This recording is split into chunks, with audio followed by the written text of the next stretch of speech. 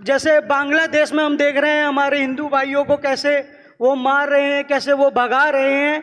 तो इस बात पे तो मैं ये कहता हूँ कि पहले हम खुद मजबूत रहे। जो योगी जी ने नारा दिया है, बटेंगे तो कटेंगे जी। तो इसके में तो मैं यही कहूँगा कि योगी जी ने सही नारा दिया है, क्योंकि हमको सब लोगों को जातियों में बांटा जा रहा है। हम जातियों से उठकर हम हिंदू हैं, हमें ये जानना चाहिए, जातियों में नहीं बंटना चाहिए। और सनातन हमारे संप्रदाय अलग हो सकते हैं, पर हम एक पूरा परिवार हैं। सब आश्रमों के, मठ के अलग अलग संप्रदाय हैं, सबके हैं, पर हम सब हिंदू हैं, हम सब एक हैं। तो ये तो उन लोगों की गलतफहमी है कि वो ये सोचते हैं कि हम अलग हैं, हम अलग होकर वो हमें अलग अलग कर देंगे। तो ये गलत है उनकी सोच, ऐसा कुछ भी नहीं है और ऐसा ना होगा। ये उनकी सोच है, ये उनकी मानसिकता है, पर हम सब एक साथ ही हैं और इसका पूरा समर्थन करते हैं। योगी जी का धन्यवाद करते हैं। और रही बात कुंभ की, हमें योगी जी पर इतना भरोसा है कि हमें कुछ कहने की आवश्यकता ही नहीं है कि कुंभ सफल होगा और इतना बढ़िया होगा कुंभ, हमें योगी जी पर अपने भरोसा है। बिल्कुल। और महाकुंभ का आगाज तो हो ही चुका है और जब संत यहाँ आ गए और यहाँ से बिगुल बच चुका है तो वास्तव में कुंभ तो भव्य होना ही होना है। और आज राजू दास जी भी हैं। राजू दास जी, आज सारी बातें होंगी यहाँ। आप अयोध्या से यहाँ आए, आपने अपना आशीर्वाद दिया, बहुत बहुत आपके आभारी है। नेटवर्क 10 आपको प्रणाम करता है, चरण वंदन करता है जी। दुधेश्वर नाथ जी, नारायण गिरी जी, आप भी यहाँ आए और अगर आप आए तो अखाड़ा परिषद यहाँ आ गई, तो आपको भी चरण वंदन और आपने अपना आशीर्वाद दिया है। बहुत देखिए, संत जब संत संसद में आता है तो बहुत कुछ होता है, लेकिन यहाँ मेरे गुरुवर बाबा हट योगी जी हल्के हल्के मुस्कुराए, लेकिन आज बहुत कुछ है। आपसे भी आज वार्ता चलेगी, आज संत संसद में बात होगी। अर्पित दास जी महाराज, मैं आप ही के पास आ रहा हूं। वर्तमान में अगर आप देखें अर्पित जी कि आप इस तरीके से देखिए कि आज संत संसद लग रही है और इस संत संसद में सभी संत यहां आए हैं। आज ये एक संदेश जाना चाहिए कि वास्तव में यहां जो संत हैं वो उन बेवकूफों से ज्यादा अच्छे से सारी चीजें जानते हैं। उनको बता रहा हूं मैं कि उनको सीखना चाहिए कि हमारे यहाँ जो संत हैं पहले आए और जरा हमारे साथ बैठ के वाद विवाद करें, जरा बैठें। उन्हें पता लगेगा कि जहां तुम्हारी सोच खत्म हो जाती है वहां से उनकी शुरू होती है। ये वो संत हैं। इस युवा पीढ़ी जो आज ये बैठी है सामने, ये युवा पीढ़ी है। यहां से संत की जब शुरुआत होती है और जब वो गुरुओं के एक एज में जाता है और जब उस पर टिप्पणियां होती हैं तो वास्तव में असहज हो जाता है हर कोई। वो संघर्ष को नहीं देखता जिस संघर्ष को वो कर आया है। तो अर्पित दास जी, अगर सन्यासी राजनीति करे तो दिक्कत कहां है? क्या आपको लगता है कि सन्यासी को राजनीति नहीं करनी चाहिए? अगर नहीं लगता तो आप बताइए कि वास्तव में अगर सन्यासी राजनीति करता है तो वो चेहरा योगी जैसा हो जाता है, तो उससे डर क्यों लगता है जी? और वैसे भी हाँ, एक चीज और, मैं बुंदेलखंड के योगी भी आपको कहा जाता है, तो छोटे योगी आपको कहते हैं। और देखिए ये कितनी बड़ी हमारे लिए गर्व की बात है नेटवर्क 10 के लिए कि आप बुंदेलखंड से यहाँ आए अपना आशीर्वाद देने। जी यतीन्द्रान जी, आनंद जी हमारे बीच में है। महामंडलेश्वर जूना अखाड़ा, गुरुवर देर से आए, संत संसद के आप आयोजक हो, लेकिन चलिए आपका बहुत बहुत स्वागत है। वैसे तो आपको आज स्वागत करना है सभी का, क्योंकि आप तो आयोजक हो। तो आप तो पहले ही अभी स्वास्थ्य ठीक है आपका? ठीक है, आप बैठिए। तो अर्पित जी, छोटे योगी वाले आज तेवर यहां भी दिखने चाहिए, कुछ सनातन पर बात यहां भी होनी चाहिए। ये नेटवर्क 10 का मंच है, ये संत संसद का मंच है जी।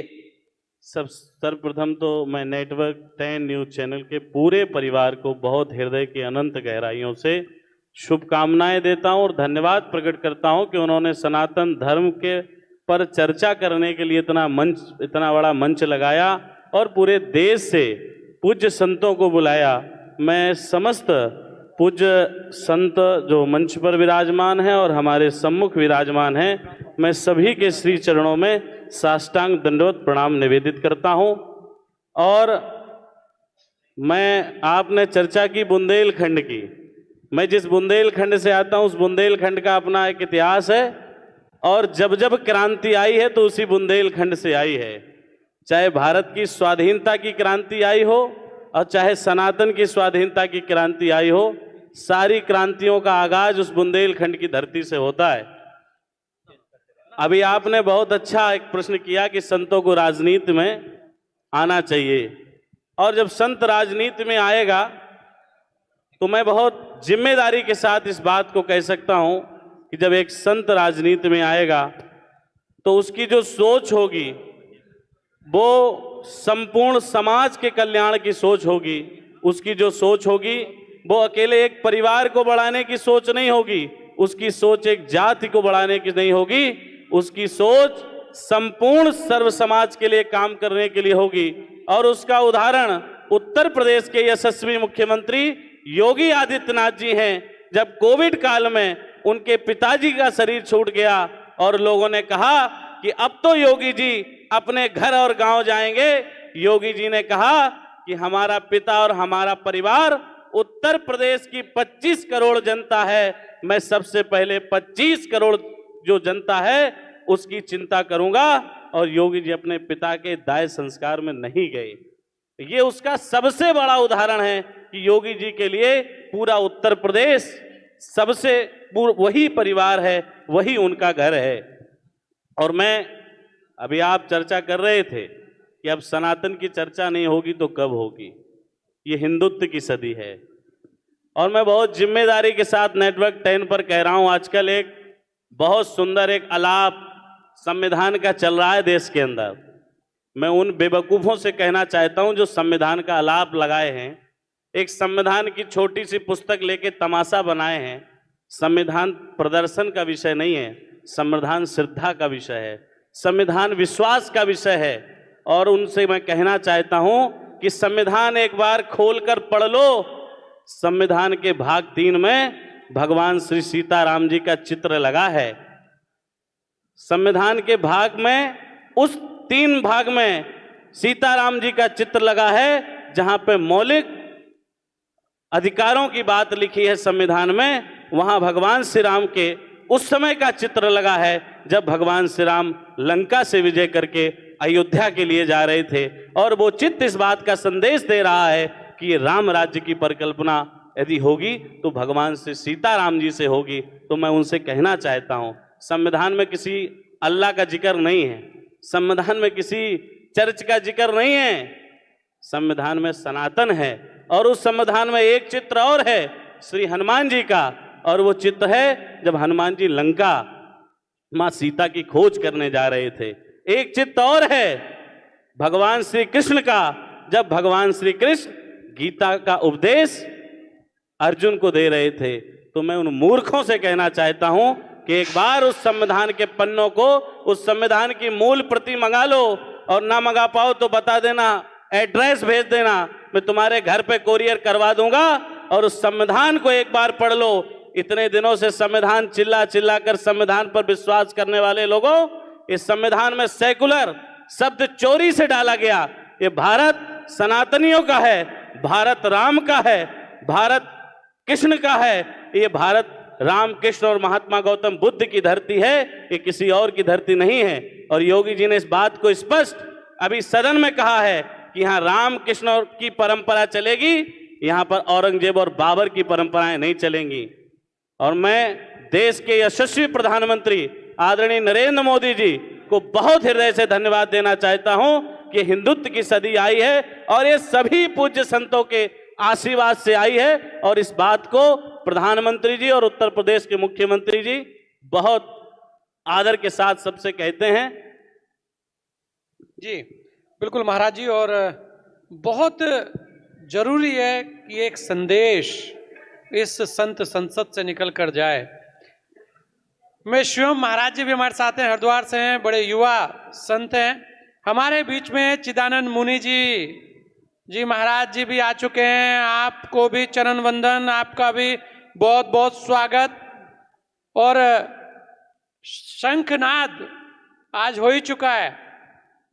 और देखिए आज सभी संत अपना आशीर्वाद देने हमारे बीच में आ रहे हैं। और जब मैं अपने पिता तुल्य और मेरे हमेशा समय समय पर मुझे आगे बढ़ाने वाले जगत गुरु शंकराचार्य राज राजेश्वर आश्रम जी से कहा कि संत संसद करने जा रहा हूं, ठंड बड़ी होगी नोएडा के अंदर और आपकी तबीयत भी ठीक नहीं रहती है, लेकिन आपको आना है। तो बाबा हठ योगी जी ने कहा कि अरे आएंगे कैसे नहीं, हम पकड़ के लिए आएंगे। लेकिन कल तो जब गुरुदेव आए और अपना आशीर्वाद दिया और आज यहाँ संत संसद सजी, तो वास्तव में लग रहा है कि ये संत संसद का एक संदेश पूरे विश्व में जाएगा। चिदानंद मुनि जी भी, महाराज जी आपका बहुत बहुत स्वागत है। नेटवर्क 10 आपका हृदय से आभार व्यक्त करता है, चरण वंदन करता है। आप भी अपना स्थान ग्रहण करें। शिवम महाराज जी, बांग्लादेश में जो हो रहा है उस पर बहुत सारे लोगों ने चुप्पी साध रखी है। ऐसा लगता है कि जो टेप है, वो जो फ्लैक्सी जिससे चिपकती है, ये पीछे जो फ्लैक्सियां होती है, शायद वो टेप से उनके मुंह पर कोई फ्लैक्सी चिपक गई। अन्यथा यहां पर तो छोटी छोटी चीजों पर अवार्ड वापस हो जाते हैं। लोगों को डर लगने लगता है। लोग कहते हैं हमें भारत में डर लगता है। क्या कहेंगे आप कि आज उन लोगों को बांग्लादेश में डर नहीं लग रहा है? आज उन लोगों को ये नहीं दिख रहा है कि आज हमें अवार्ड वापस करने चाहिए? आज अंतर्राष्ट्रीय स्तर पर वो लोग क्यों चुप्पी साध लेते हैं? क्या कहेंगे आप? क्योंकि आज संत संसद से उनसे भी सवाल करना है कि भाई अब आओ, अवार्ड वापस करो। और मातृशक्ति माता जी भी हमारे बीच में है। आज संत संसद वास्तव में एक संदेश देके जाएगा। सभी मातृशक्ति को मैं प्रणाम करता हूं, चरण वंदन करता हूं। आप यहां आए, आपने अपना आशीर्वाद आज हमें दिया नेटवर्क 10 को। जी शिवम जी।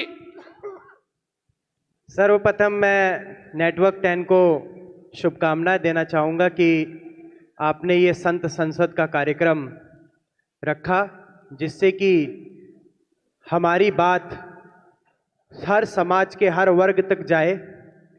और ये आज संतों का आगाज है। जब जब सनातन पर बात उठी है, तब संतों ने उस बीड़ा को उठाया है। सर्वप्रथम मैं सभी लोगों को कुंभ में आने का न्योता देना चाहता हूं। कुंभ है क्या?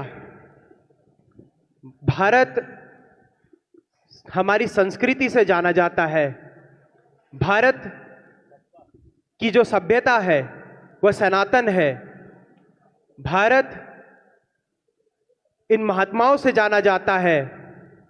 भारत की सभ्यता गंगा है, गौ है, संत हैं, और यही पहचान है भारत की।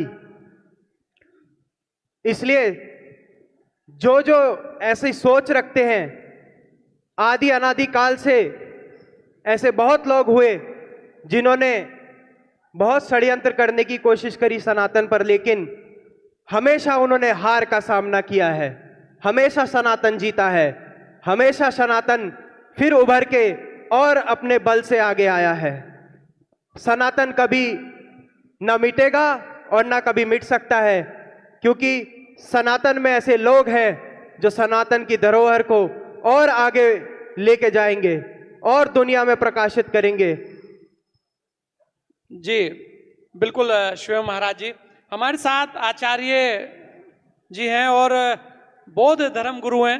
आपसे भी मैं अनुरोध करूंगा कि आज जो अंतर्राष्ट्रीय स्तर पर जो बांग्लादेश के अंदर हो रहा है अल्पसंख्यक के ऊपर, वहां पर आप देखें जिसे लेकर यहाँ बात हो रही है, जिसे लेकर ये संत संसद में एक प्रस्ताव ये भी है, आपका क्या सोचना है? और जल्दी से अपनी बात भी रखिएगा। जी महाराज जी, मैं सबसे पहले अपना परिचय भी दीजिएगा। सभी लोगों को पता लगना चाहिए कि बौद्ध धर्म गुरु भी हमारे बीच में है, वो भी अपना आशीर्वाद देने हमें आए हैं और संत संसद में वो भी अपनी बात रखेंगे। जी मैं आचार्य यशी फुनसोक परम पूज्य दलाई लामा जी का अनुयायी हूँ। जो आप लोगों ने नेटवर्क 10 टीवी 11 विषय को मैं सबसे पहले समर्थन करता हूँ। सभी 11 विषय जो है वो बड़ा महत्वपूर्ण है। देखिए बिल्कुल ताली हो जानी चाहिए इस पे। मैं ये हम सब का केवल यहाँ आज के आयोजन तक नहीं, परंतु यहाँ के जाने के बाद हम सबको जन जन में पहुँचना चाहिए। यही नेटवर्क टीवी का एक उनका आशा भी है और इन लोगों का आयोजन करने का मकसद भी है। जहाँ तक कि अंतर्राष्ट्रीय संबंधित जो आज सनातन धर्म और अन्य धर्म के प्रतिनिधि के साथ जो यहाँ जो धर्म भारत से जो प्रारंभ होकर जो विदेशों में गया है, उन्हीं लोगों को आज यहाँ बुलाया है। और उसमें से ये बौद्ध धर्म आप सब जानते हैं, तथागत बुद्ध शाक्य मुनि का जन्म और उसके बाद परिनिर्वाण सब कुछ भारतवर्ष में हुआ है। आज से 2567 के पहले ये हुआ है। ये एक मैं जानकारी देना चाहूँगा, वैसे सभी लोग जानते होंगे। और आज भारत में जो कुछ हो रहा है, सनातन धर्म हो या अन्य धर्म, उस पर तो हम सब जानते हैं निकटतम से। और वो जो भी कुछ धर्म और दर्शन पर जो उल्लंघन हो रहा है, उसको तो हम सब निंदनीय करना चाहिए। हमें चुप के नहीं रहना चाहिए। कल भी मैं कहीं कार्यक्रम में था, मैंने अपना विचार रखा। आज यहाँ अंतर्राष्ट्रीय स्तर पर चाहे बौद्ध धर्म में भी हो, चाहे सनातन धर्म में भी हो, चाहे जैन धर्म में भी हो या अन्य सभी धर्म में, जहाँ भी अगर संकट है, समस्या है, तो सभी शंकराचार्य जी से लेकर सभी लोगों को बोलना चाहिए। केवल मंच का इंतजार नहीं करना चाहिए। आजकल सोशल मीडिया के माध्यम से हम सबको बोलना चाहिए और लोगों को ताकि जाने कि हम सबको महात्माओं का समर्थन भी है।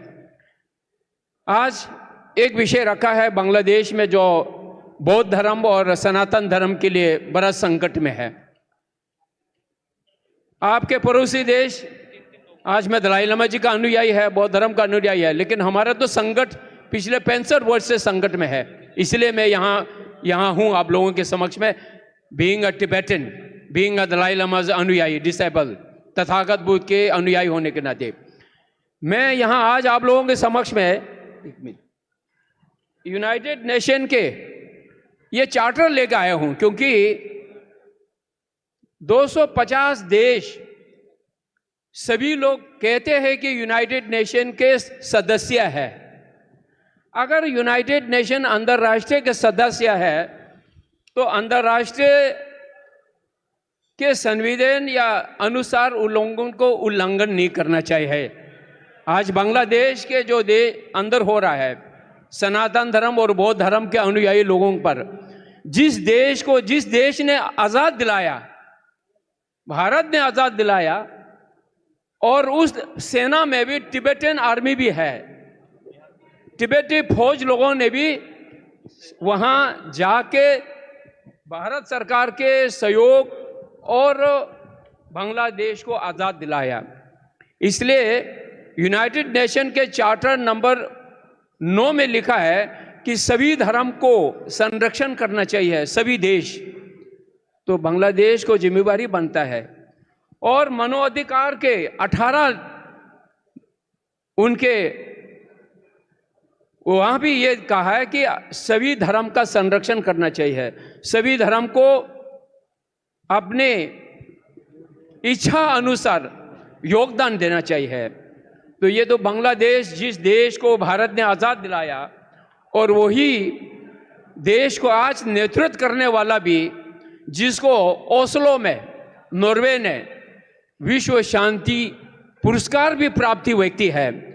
अगर ऐसे व्यक्ति जो विश्व शांति पुरस्कार प्राप्त करने वाले नेतृत्व करने वाला भी अगर वहाँ अंधाधुंध जुलूम करेंगे, बौद्ध धर्म के अनुयायी और सनातन धर्म के, तो हम यहाँ भले वो बांग्लादेश में है परंतु भारतवासियों का आवाज भी जहाँ संकट है, चाहे बौद्ध धर्म तिब्बत में हो, चाइना के माध्यम से, ईसाई में हो, इस्लामिक का भी हो, आज वहाँ जहाँ संकट है वहाँ पर हम सबको आवाज उठाना चाहिए। इसलिए जैसे आपने एक विषय रखा है जलवायु, 4 नदियाँ तिब्बत से बहते हैं, सतलज, ब्रह्मपुत्र, इंडस वैली, और आपके हम लोगों के भाषा में बोलते हैं ताचो खबब, मपचा खबब, सिंगी खबब, लंगजेंग खबब, हाथी के मुंह से, घोड़े के मुंह से और मोर के मुंह से 4 नदियां जो बह रहे हैं आपके कैलाश मानसरोवर से, तो वो भी संरक्षण नहीं कर पाएंगे तो एक दिन हम लोग प्यासा भूखा मर जाएंगे। तो इसलिए सभी धर्म के अनुयायी लोगों को मैं यही प्रार्थना करता हूं कि केवल आज हम लोगों को मंच मिला है वहां बोलने के लिए, ये नहीं, हमेशा बोलते रहिए, ये मैं आप लोगों को अनुरोध करता हूं। मैं टीवी नेटवर्क को बहुत बहुत धन्यवाद कहता हूं, साधुवाद देता हूं। यही बहुत जरूरी है। देखिए उन्होंने अंतरराष्ट्रीय विषय को कितने अच्छे से रखा हमारे बीच में, तो ये बहुत जरूरी है। और हमारे बीच में विपिन मल्हन जी अध्यक्ष हैं नहीं है कि वो भी आए हैं स्वागत करने के लिए, आपका बहुत बहुत स्वागत है विपिन जी। और देखिए नोएडा में एक संत संसद सजी है, आज आप आए हैं, आपके बीच में सभी लोग, आपसे भी अभी अनुरोध करूंगा कि सबका आप भी स्वागत करेंगे। लेकिन उससे पहले मैं स्वामी दिनेश दास जी से एक बहुत महत्वपूर्ण कि महाकुंभ का आगाज स्वामी जी हो रहा है, हर हर गंगे, तो आज तो कुछ हर हर महादेव की नगरी से आप आए हैं, माँ गंगा की नगरी से आप आए हैं, कोई तो संदेश आज आप भी देके जाएंगे कि जिन लोगों के पेट में दर्द होता है महाकुंभ को लेकर उन्हें बोलिए कि महाकुंभ में स्नान कीजिए, पेट का दर्द तो छोड़िए, पूरे शरीर का दर्द मिट जाएगा, कभी आएगा भी नहीं। आप पूज्य सभी संत, उपस्थित संतों को मैं प्रणाम करता हूं और इस श्री नेटवर्क 10 के माध्यम से आज हमें ये संत संसद में बोलने का मौका दिया। हमारे संजय गोस्वामी जी को बहुत बहुत धन्यवाद, उनकी टीम को। कई बात हमारे युवा संतों ने रखी है और इसके बाद पूज्य महापुरुष सब बैठे ये सब बात रखेंगे और उनके भी सुनेंगे। कुंभ की बात आई है, कुंभ केवल आज से नहीं है, कुंभ जो है अनादि काल से, जब से इस धरती में देव और दानव का समय से ये कुंभ का आगाज हुआ है। आज से नहीं, प्राचीन समय से कुंभ चलता आ रहा है। और हम जितना भी सनातनी है, जो अपने सनातन के प्रति आस्था रखते हैं, विश्वास रखते हैं और जिसके हृदय में अगर सनातन के प्रति अगर आपकी भावना है, विचार है, तो उसको कुंभ में स्नान करना जाना चाहिए। जो कुंभ में जाकर स्नान करेगा तो समझ लो, उसके कहते थे संजय जी कह रहे कि पेट में दर्द है, वो दर्द पेट का दर्द के पूरे सारी मानसिक दर्द भी उसको दूर हो सकता है। इसलिए और कई बात आप लोग ने सुना होगा हमारे सनातन के प्रति, कहीं मतलब बांग्लादेश जैसे देश में हमारे जो अल्पसंख्यक हिंदुओं के प्रति जो दुख दर्द दे रहे हैं, तो ये हम सब सनातनियों से और सब हिंदुओं से मैं ये कहना चाहता हूं कि वो हम एक होकर अपने सनातन की बात रखें, अपने हिंदुओं की बात रखें। अब जब तक हम एक नहीं होंगे तब तक हम ऐसे तरह परेशानियां झेलते रहेंगे। इसलिए हम सब संत हो या गृहस्थ हो, जो भी सनातन को मानता है उसको हमें एक होकर चलना पड़ेगा, तो तभी जाकर हम सनातन को बचा सकते हैं, तभी जाकर हम अपने भाव को, विचार को रख सकते हैं, तभी जाकर हम अपने देश को बचा सकते हैं।